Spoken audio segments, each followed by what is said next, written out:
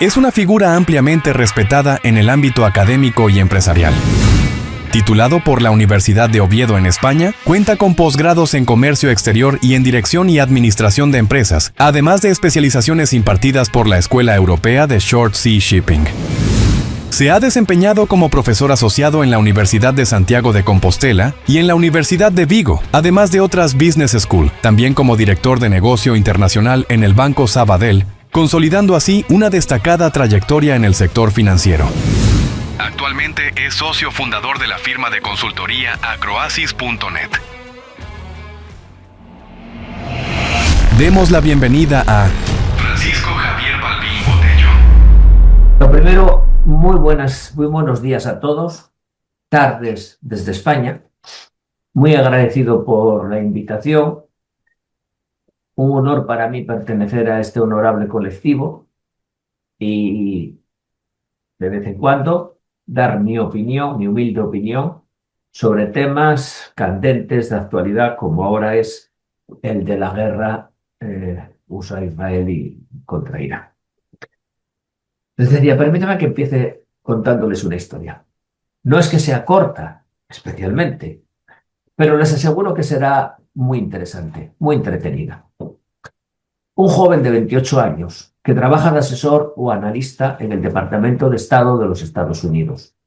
Recibe una orden. Ha de reunirse con mandos militares para estudiar el despliegue de Estados Unidos en una región del mundo donde apenas tiene presencia armada. Esa región se llama Oriente Medio, el Golfo Pérsico. Es el año 1979. Acaba de caer el Shah de Persia, Mohammad Reza Pahlavi. Jomeini lidera la revolución iraní y la Unión Soviética, que apadrina esa revolución y a ese régimen, ve en Irán la puerta de entrada para dominar esa zona estratégica. En Estados Unidos, año 79, gobierna Ronald Reagan y su primera preocupación es la Guerra Fría. Bueno, este joven de 28 años da por hecho que la reunión que le han encomendado con mandos militares se va a producir en el Pentágono, pero se equivoca. Le comunican que su destino es Tampa, en Florida, una pista de aviones de combate al final de la cual se adivina un grupo de autocaravanas en torno a las cuales hay levantada una alambrada. Aún queda una sorpresa más, y es que el general que le está esperando allí, como el resto de sus hombres, viste uniforme de camuflaje. En Florida, nuestro joven se atreve a preguntar el motivo y el general le responde: nuestra unidad se llama Grupo de Despliegue Rápido. Y lo que quiero es que parezca que podamos plantarnos en el Golfo Pérsico en un visto y no visto. El joven le pregunta: ¿pero de verdad pueden? Y le responde: no, en absoluto. ¿Qué vamos a poder? Eso es precisamente lo que les corresponde hacer a ustedes. Tienen que conseguir que los países que hay allí, salvo Irán, nos permitan tener bases militares. El joven se volvió para Washington y entendió algo que hoy sigue siendo cierto. El Golfo Pérsico no es una región, es el corazón energético del sistema mundial. Richard se llamaba aquel veinteañero. Ese fue su debut en la administración estadounidense. Luego fue ascendiendo, fue asumiendo cada vez más responsabilidades. Sirvió bajo la presidencia de Reagan, de Bush padre y de Bill Clinton. Precisamente en 1998 fue Clinton quien nombró coordinador nacional de la lucha contra el terrorismo, aunque los medios acortaron el cargo y le llamaron el zar antiterrorista. Y en ese cargo continuaba cuando en 2001 Bin Laden derribó las Torres Gemelas y Bush, hijo, armó una coalición internacional para combatir a Al-Qaeda en Afganistán. En marzo de 2003, 2 semanas antes de que Estados Unidos invadiera Irak, este Richard Alan Clark dimitió como zar antiterrorista. No explicó el motivo, aunque dentro del gobierno aquello era cualquier cosa menos un secreto. Un año después lo contó todo en un libro, que fue lo más parecido a un terremoto en Washington. El libro se titula Contra todos los enemigos. Una enmienda a la totalidad del primer mando de la lucha antiterrorista al presidente de los Estados Unidos por desatender los peligros reales y embarcar a su país en una guerra sin sentido. Cuando Richard Clarke presentó este libro en Madrid en el año 2004, con Saddam Hussein ya capturado, le preguntó a un periodista: ¿ha funcionado entonces la invasión de Irak? Él respondió: en absoluto. Irak no suponía una amenaza para nuestro país. El presidente quiso así hacérselo creer a los ciudadanos, pero el motivo nunca fue ese. El motivo era colocar en Bagdad un gobierno tutelado por la Casa Blanca en la idea de que cambiaría por completo el paisaje de Oriente Medio, generando un efecto dominó. Y el señor Clay remató su respuesta diciendo: habría estado bien si hubiera funcionado, pero ni está funcionando ni va a funcionar. Décadas después, la historia no se repite, aunque a veces rima, parafraseando a Mark Twain. Así es, ese zar antiterrorista que había renunciado por el desacuerdo con la campaña militar iniciada por su presidente en Irak, ahora, 23 años después, el hasta hace unas fechas director de la lucha antiterrorista de los Estados Unidos, también ha presentado su renuncia por el mismo desacuerdo, pero ahora por la campaña militar contra Irán. De este modo, hoy volvemos a estar ante una decisión estratégica que puede redefinir el orden global. Estados Unidos, Irán, Israel, una nueva escalada, un nuevo conflicto, y como tantas veces en la historia, se nos presenta como una guerra necesaria. Pero aquí conviene detenerse, porque si hay algo que nos enseña la historia, y el propio Richard Clarke así lo dijo, es que no todas las guerras responden a las amenazas que dicen combatir. Ese director de la lucha antiterrorista que acaba de dimitir se llama Joe Kemp, un trompista de primera obra. En su carta de dimisión le dice al presidente Trump: Irán no suponía una amenaza para nuestro país. Te han hecho creer que lograrías una victoria rápida, pero no va a ser así. No podemos cometer este mismo error otra vez. No puedes enviar a nuestros jóvenes a morir en una guerra que no está justificada. Mientras, por su parte, Donald Trump, presidente infalible por la gracia de Dios, ha despachado la dimisión de su zar antiterrorista, tildándolo de flojo y desnortado, aplaudido también por el coro de congresistas que secundan todo lo que haga y diga el presidente, lanzándose en tropel a despedazar al dimisionario, usando la misma coartada que un tal Benjamin Netanyahu usa para despachar las críticas de sus decisiones militares. Si Joaquín alega que Trump se ha dejado arrastrar a la guerra por el gobierno de Israel, entonces es que Joaquín es antisemita. No hay más preguntas, señoría. No hay más preguntas, no hay más matices, no hay más debate. La guerra en Irán se alarga, como acostumbra suceder con las guerras. Díselo a Putin, que lleva 4 años invadiendo Ucrania. Díselo a Zelensky, que lleva 4 años sufriendo la invasión en su país. La guerra de Irán se alarga sin poder acreditar la victoria. Cada día alimenta la sospecha de que Donald Trump podría acabar dando el paso final, y el paso final es enviar tropas a Irán para tomar el país persa. El régimen iraní, que reparte su tiempo entre lanzar misiles, ocultar a su nuevo líder supremo, desmentir que le hayan asesinado más altos cargos para luego acabar confirmándolo, y reprimir a su población. Claro, reprimir a su población no vaya a ser que se venga el pueblo arriba, exigiendo una vida digna, una vida en libertad. O sea, esas intoxicaciones occidentales que acostumbra a sufrir la población.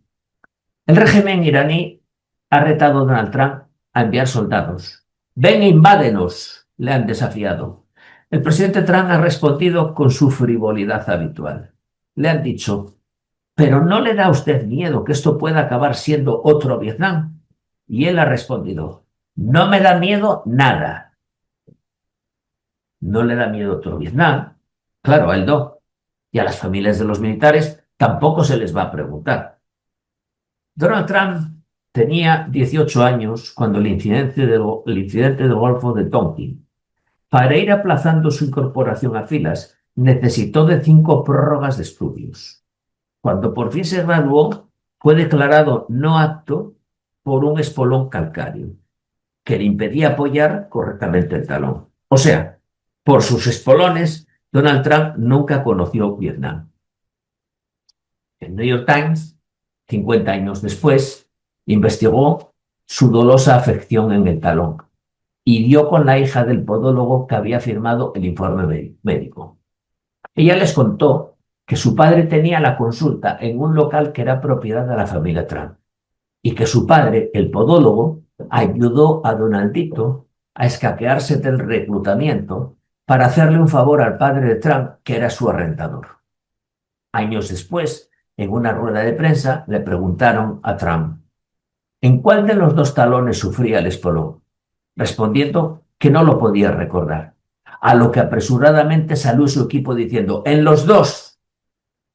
Trump alegó que en realidad aquella fue una lesión temporal y que el motivo final de que nunca fuera reclutado para Vietnam es que le tocó un número alto en el sorteo de reclutamiento, pero los registros oficiales confirmaron que no era Donald. Las cifras acreditan que más de 50.000 soldados estadounidenses murieron en Vietnam. Más de 1 millón de vietnamitas murieron en Vietnam. Y por cierto, cuando empezó aquella guerra, tenía más apoyo popular que la que aún tiene la guerra de Irán. ¿Cuándo empezó? ¿Cuándo se eternizó? La guerra de Vietnam generó un desgarro social, lo bastante hondo y lo bastante amargo como para que nadie en los Estados Unidos se tome a la ligera lo que ocurrió, y mucho menos frivolice con la idea de que pueda volver a ocurrir. Nadie, claro, salvo el presidente de la nación, el de los espolones. Donald Trump tiene dicho que le habría gustado servir en el ejército. Naturalmente que sí, y que en espíritu él siempre ha estado con los soldados que combatían en Vietnam, porque para algo él estudió en la Academia Militar de Nueva York, que no es West Point. Es un internado privado cuyos estudiantes van de uniforme. El código de conducta de la Academia, en la que se formó Little Donald, establece que un buen cadete nunca hace trampas y que, por supuesto, nunca miente. Décadas después, la historia no se repite, pero rima. Una nueva escalada, un nuevo conflicto y, como otras tantas veces, se nos presenta como una guerra necesaria. Pero aquí conviene detenerse, porque si hay algo que nos enseña la historia, y el propio Clare así lo dijo, es que no todas las guerras responden a las amenazas que dicen combatir. Ahora toca la guerra por los flujos, porque las guerras del siglo XXI no se libran en el campo de batalla, se libran en los flujos. Estados Unidos e Israel frente a Irán, con Hormuz como punto crítico del sistema, donde lo regional se convierte en sistémico. Volvemos a estar ante una decisión estratégica que puede redefinir el orden global. Pero para entender el conflicto hay que entender un lugar, el estrecho de Hormuz.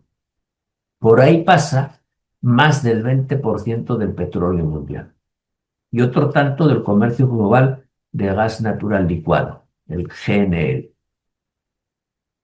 Pero el dato clave no es ese.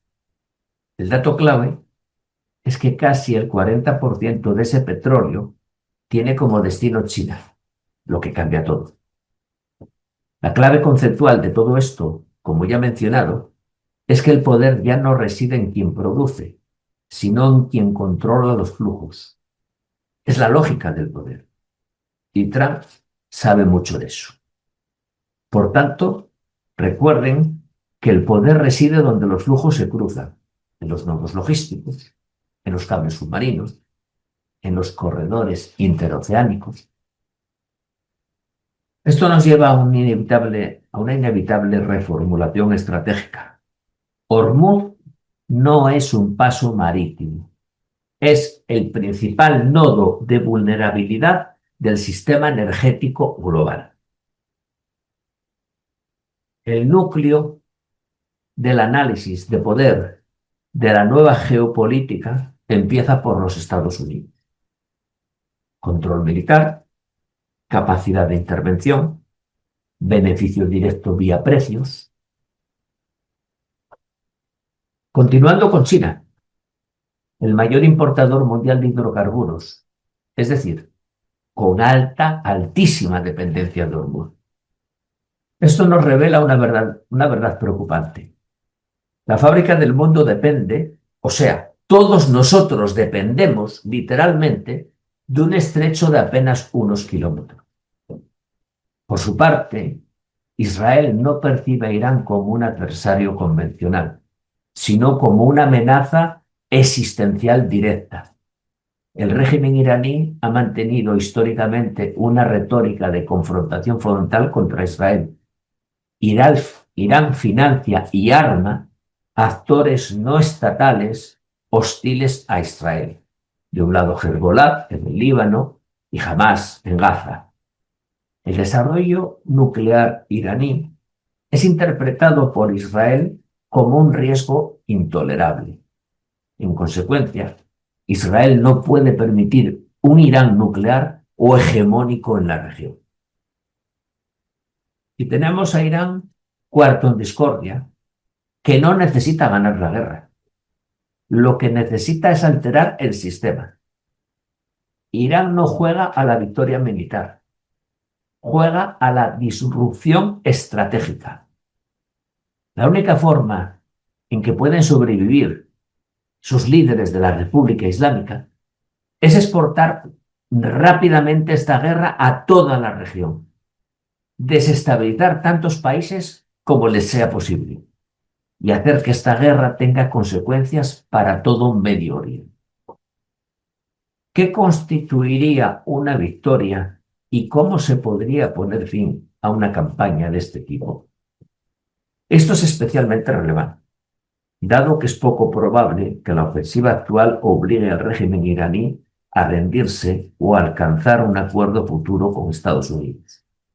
La vía diplomática en esta fase parece muy poco efectiva. Se trata de una confrontación del todo o nada, y por tanto, el nivel de riesgo que conlleva es mucho mayor que el de la campaña de 12 días del pasado junio. Sintetizando, con mindset claves: Estados Unidos controla la fuerza. China depende del flujo. Irán controla el riesgo. Y en este equilibrio se decide el orden mundial. Si planteamos 4 posibles escenarios de escalada del conflicto, en el primer escenario, el de menor impacto, que se podría considerar como un escenario de tensión controlada, con una importante subida de precios, una alta volatilidad, aunque sin interrupción total. Es decir, más que un escenario, es realmente lo que está ocurriendo ahora. El segundo escenario, que podría ser el de disrupción parcial, con menos tráfico, aumento de primas de riesgo, distorsión logística, digamos que su impacto todavía sería asumible. Sin embargo, en el tercer escenario, que provocaría el ataque de las infraestructuras, las cosas ya se complicarían sobremanera, al verse afectada la producción de gas, las refinerías, la producción general de hidrocarburos y las instalaciones de agua. Aquí el impacto sería el de una crisis energética global. Pero atención, este escenario se puede dar de inmediato, ya mismo, en la próxima madrugada, cuando vence el plazo del ultimátum de Trump que dio hace 2 días a Irán para que abra Hormuz. aunque realmente el estrecho Irán lo tiene abierto, pero de manera selectiva. Así que ojo, atentos a esta madrugada. Y finalmente, el cuarto escenario, el del rediseño del sistema, que depararía nuevas rutas, nuevas alianzas, una nueva geopolítica energética, porque no debemos olvidar que las guerras no solo destruyen, también rediseñan el mundo. Quienes me han escuchado en otras ocasiones en las que diserté sobre geopolítica, me habrán oído decir que la importancia de entender el nuevo tablero del comercio mundial, porque el tablero ha cambiado y nosotros, operadores, reguladores, estrategas, debemos cambiar con él. Estamos en la obligación de cambiar con él. Les decía que el comercio ha dejado de ser economía. Ahora es geopolítica pura. En otras palabras, ya no es el comercio el que dirige la política, es la política la que dirige el comercio. El libre comercio se ha convertido en un campo de batalla geopolítico. Les decía que el epicentro de esta transformación tiene nombre y apellido. Washington, enero de 2025. La versión 2.0 del nuevo viejo presidente Donald Trump, cuyo único propósito es el de consolidar un paradigma que ya estaba en marcha desde antes de finalizar su primer mandato. Su marca definitoria, la actuación que retrata al personaje e ilustra un panorama nacional, la compone su negativa a aceptar la derrota sufrida en noviembre de 2020, su denuncia espuria de que le robaron aquellas votaciones y la incitación a sus partidarios para que tomaran el Capitolio por la fuerza y frustraran el traspaso de poderes en la Casa Blanca en enero de 2021, con el resultado de 6 muertos. Algo que puede ser visto o no como una tentativa de golpe de Estado, pero que trastocó su estrategia que ya había diseñado y empezado a ejecutar. En las políticas Trump, de una parte, estaba reducir drásticamente su dependencia directa del petróleo, incluyendo la exposición sistémica a los precios globales. El efecto precio que depara esta crisis energética, en parte, aunque solo en parte, le viene muy bien a Donald Trump. Tras la intervención estadounidense en Venezuela a principios de este 2026 y los cambios políticos que implementó el gobierno provisional del país caribeño, se sometió a la imposición de enviar a Estados Unidos entre 30 y 50 millones de barriles de petróleo de alta calidad. Este volumen no se desglosa como una cuota fija diaria, sino como un total transferido en buques cisterna directamente a los puertos estadounidenses. Por tanto, Trump se aseguró el abastecimiento de petróleo, mucho petróleo. También en su discurso de proclamación en la toma de posesión, en enero del pasado año, Trump ha aumentado al dorado el sueño americano. La fiebre del oro, en su caso, la fiebre del oro negro. El presidente Franklin, Trump anunció que aliviaría las cargas regulatorias para favorecer la producción de gas y de petróleo.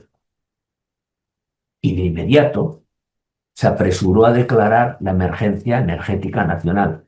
Así que perforar, perforar y perforar, baby, proclamó a los vientos. Dijo que los Estados Unidos iban a exportar petróleo y gas a todo el mundo, lo que AFE está cumpliendo. Y con los actuales precios elevados del crudo, mayores son los beneficios. Además, la principal traba para el empleo de la técnica extractiva del fracking, por la que tanto aboga Trump, es que deja de ser atractivo con el barril por debajo de los $70. Sin embargo, esta escalada actual de precios, la extracción mediante fracking se convierte en rentable. Por tanto, con mucho petróleo a precios elevados, los yanquis tienen el negocio asegurado. Y en esta partida de ajedrez, el estrecho de Hormuz no es un paso marítimo más. es el principal nodo de vulnerabilidad estructural del sistema energético global. Como indicado, por Hormuz circula aproximadamente una quinta parte del petróleo mundial y otro tanto del GNL. Cualquier alteración convierte un conflicto regional en una crisis económica global. Y buena parte tiene como destino China, que absorbe cerca de 2/5 de este tráfico. En términos absolutos, hablamos de 7-8 millones de barriles diarios. Así pues, China es el actor más expuesto estructuralmente a una interrupción de Hormuz. Una lectura sistémica nos dice que el principal riesgo energético del planeta está directamente conectado con la principal potencia industrial emergente. Esto introduce una división energética estratégica clara. Hormuz ya no es solo un problema de seguridad occidental, es un punto de vulnerabilidad central para la economía china. Quizás en este equilibrio de fuerzas de poder, lo que constituye la principal obsesión de Donald Trump. Visto de este modo, todo da a entender que se trata de una jugada maestra por parte del presidente de los Estados Unidos de Norteamérica. A nivel estratégico, un entorno de precios altos no es solo una consecuencia del conflicto, es además un incentivo estructural. La política exterior también se construye sobre equilibrios energéticos. Sin embargo, como en toda moneda, existen dos caras. La del anverso ya descrita, un 10/10, pero con un reverso que no resulta tan ventajoso para un Donald Trump impulsivo, errático e imprevisible, desdeñoso de normas y convencionalismos, tachado de peligro para la democracia por sus detractores y ensalzado como el más grande patriota por sus seguidores. El poco o nada reflexivo nuevo viejo presidente también aseguró que bajaría la inflación en su país, aunque aquí es necesario hacer una precisión crítica. Este nuevo mandato de Donald Trump dio comienzo en enero de 2025, por lo que el análisis posible cubre un periodo, digamos, todavía corto, incompleto y sujeto a fuerte volatilidad de expectativas, condicionando cualquier lectura. Más que tendencias estructurales consolidadas, lo que tenemos es una dinámica en formación muy influida por señales de política económica. Antes de Trump 2.0, la inflación en Estados Unidos ya venía con un pico cercano al 9% en 2022. Estamos hablando de la era post-COVID, influida por estímulos fiscales, más el shock energético, con un descenso progresivo posterior durante el 23 y el 24, y una estabilización en torno al 3-3,5%, pero aún por encima del objetivo del 2% de la Reserva Federal. Así que, como conclusión clave, Trump no hereda una crisis inflacionaria, sino una inflación pegajosa, sticky inflation, difícil de reducir. La fase inicial del nuevo mandato, 2025, se concreta en un choque de expectativas por la política económica anunciada. Así, las primeras señales giraron en torno a una política fiscal expansiva, con bajadas de impuestos, incentivos industriales, American First reforzado, además de una política comercial totalmente agresiva, basada en nuevos aranceles, especialmente frente a China, y la reconfiguración de las cadenas de suministro.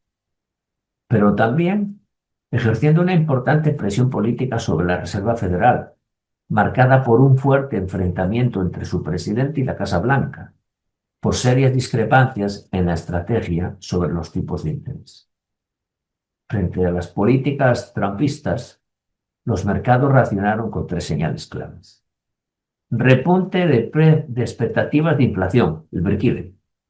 Subida de rendimientos de bonos, los bonos a 10 años del Tesoro, y mayor volatilidad en commodities, energía especialmente. Esto el mercado lo interpreta anticipando un entorno moderadamente deflacionario.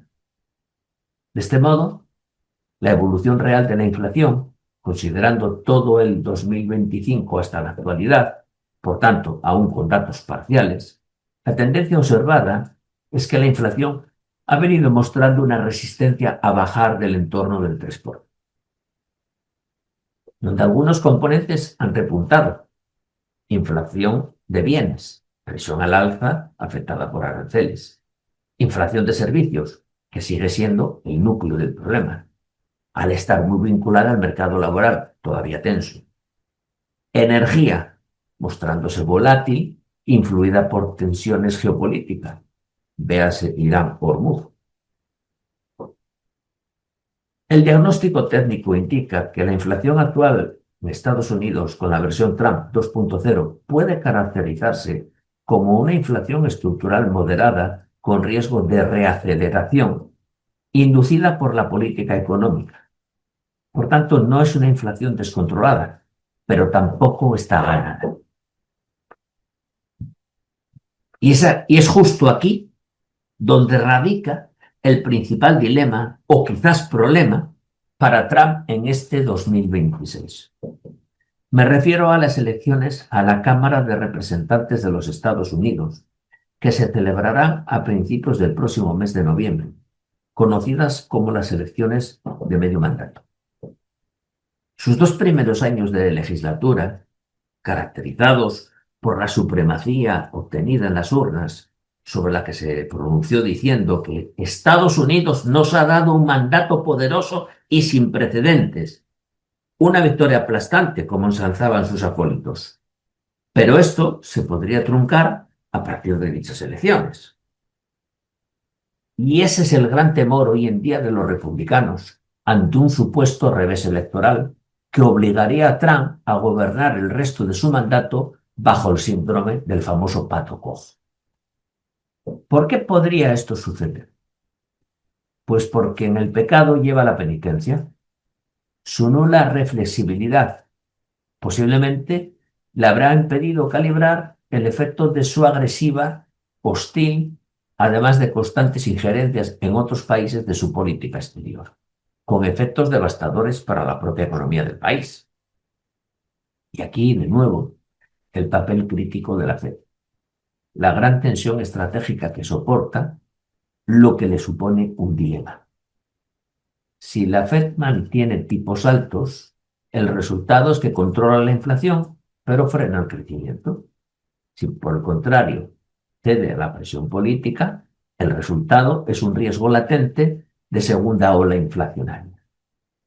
La conclusión ejecutiva de la inflación en Estados Unidos bajo este mandato de Trump no puede analizarse como un fenómeno clásico de ciclo económico. Es el resultado de 3 vectores simultáneos. Primero, política económica deliberadamente expansiva. Segundo, fragmentación del comercio global. Y tercero, riesgos geopolíticos crecientes, Irán como epicentro. Por tanto, la inflación ya no es solo económica, es institucional y política. Estados Unidos no está luchando contra la inflación del pasado, sino gestionando la inflación del nuevo orden geoeconómico. ¿Y cómo no hablar del impacto para México? De lo que le supone este conflicto bélico y cómo le afecta a su economía.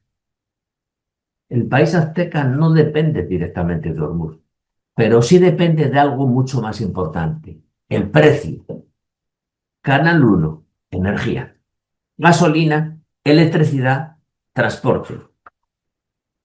Canal 2, inflación, costes industriales, cadena de suministro. Canal 3, dependencia de Estados Unidos, gas natural, integración energética. Por tanto, la cuestión clave es que México no depende de Hormuz, pero depende del precio que Hormuz fija. En primer lugar, el marco estructural, que analiza el por qué la inflación de Estados Unidos es importada por México. México es probablemente la economía emergente más expuesta de todo el mundo a la inflación estadounidense, por tres razones estructurales. A. Integración comercial extrema. En torno al 80% de las exportaciones mexicanas van a Estados Unidos. Cadenas productivas integradas en automotriz, en electrónica, sector agroalimentario. B. Canal cambiario inmediato. El peso reacciona en tiempo real a las expectativas sobre Estados Unidos. C. Sincronización monetaria. Banco de México sigue con matices el ciclo de la FED. Lo anterior se traduce en que México no observa la inflación de Estados Unidos, la absorbe. También, en segundo lugar, los canales de transmisión directa hacia México. Canal 1, tipo de cambio, el más inmediato. Cuando la inflación en Estados Unidos se mantiene elevada, la Fed mantiene tipos altos, el dólar se fortalece y el peso se deprecia o se vuelve volátil. El impacto en México es de subida de precios de importaciones, energía, insumos industriales y de la inflación interna. En términos de elasticidad, se diría que un movimiento relevante del tipo de cambio puede trasladarse a inflación en cuestión de meses. Canal 2. Comercio exterior, es decir, inflación vía exportación. Cuando la inflación en Estados Unidos afecta a la demanda, aquí se dan dos escenarios. Escenario A. Inflación con crecimiento, reflación. Estados Unidos sigue demandando bienes mexicanos, por lo que el país exporta más, lo que equivale a crecimiento. Escenario B. Inflación con tipos altos. Se enfría la economía de Estados Unidos, lo que depara reducción de la demanda de exportaciones mexicanas. Aquí el riesgo clave para México es estar atrapado entre inflación y desaceleración externa. Canal 3. Política monetaria, efecto espejo. Si la inflación en Estados Unidos se mantiene en la franja del 3 al 4%, la Reserva Federal mantiene tipos altos, por lo que el Banco de México se ve obligado a mantener tipos altos durante más tiempo o subirlos para defender el peso. En este caso, las consecuencias para México son un crédito más caro, menor inversión, con especial repercusión sobre la inversión extranjera directa y presión sobre el consumo interno. Y esto es crítico. México importa no solo inflación, sino política monetaria restrictiva. Canal 4. Energía. El vínculo con Irán y Hormuz. Inflación en Estados Unidos más tensiones con Irán deparan incremento de precios del petróleo. En este caso, el impacto en México es que, aunque México es productor, también es importador de gasolina. Por tanto, se eleva el coste de combustibles, lo que deriva en un impacto inmediato en inflación. Traducido en un efecto multiplicador con afección al transporte, a los alimentos y a la logística. Finalmente, el canal 5, aranceles y guerra comercial. Digamos la versión Trump 2.0, donde las políticas de Trump tienen un efecto dual. Por una parte, el efecto positivo, nearshoring hacia México, por el desplazamiento de producción desde China. Por otro lado, el efecto negativo, insumos más caros, componentes importados que provocan inflación industrial. El resultado para México es que gana en volumen.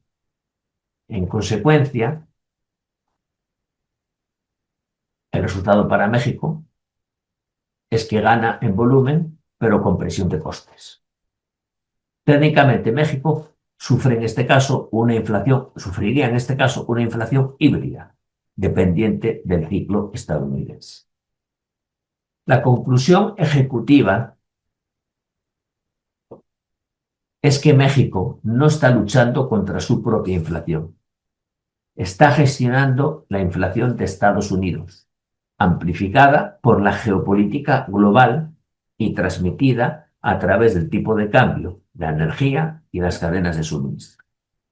El verdadero riesgo sistémico para México no es la inflación en sí, sino su dependencia estructural de una inflación que no controla.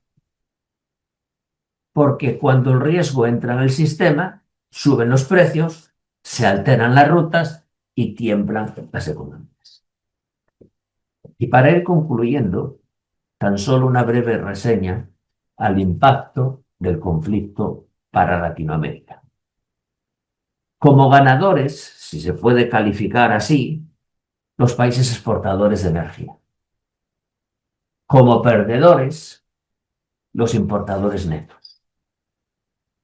Un riesgo común sobre fletes, seguros, costes logísticos. Y es que en ese momento un conflicto regional se ha convertido en un problema global. Incluso quien no compra petróleo del Golfo paga su precio. Muchas gracias por su atención y quedo ahora a disposición para cualquier pregunta que considere excesiva estima.